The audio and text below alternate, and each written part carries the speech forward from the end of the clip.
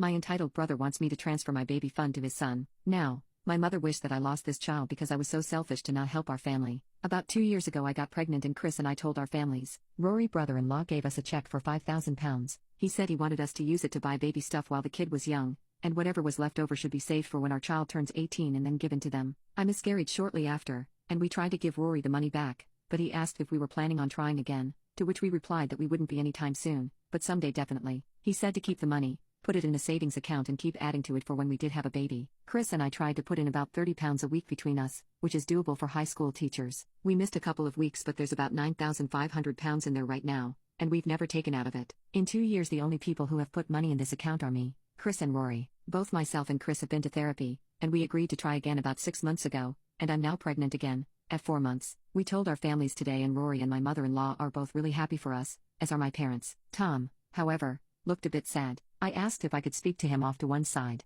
In the conversation that ensued, Tom said that he had actually been hoping to ask me about the baby fund. Tom and his wife are both on living wage, meaning they earn slightly less than us, as they had Sean at the age where they would have gone to uni, so it's important to them that Sean gets to go. Sean is 16, but plans to go to uni in a couple of years. Tom and his wife are concerned that if Sean got a job to save up it would affect his grades and they don't have money to spare. So before Tom knew I was pregnant he was basically hoping he could ask me to transfer the current contents of the baby fund over to Sean, and keep giving Sean the money that would otherwise go in the baby fund, as he worries Sean will not be able to afford uni otherwise. If I were to agree to this and keep doing it until he finished uni, I could restart the baby fund when the baby I'm currently carrying is about 5 years old. I told Tom I wasn't comfortable with that for several reasons, the main ones being that at most a third of it is actually my money, that the money is meant for my baby, and that the money was also meant to be used when the baby was due to get baby stuff, which we'd struggle to afford otherwise on teachers' wages. I said I'd be willing to work something out, and that with the pregnancy Chris is gradually taking on more housework, so maybe if Sean wanted to come over and do the garden or help with chores I could pay him out of my money,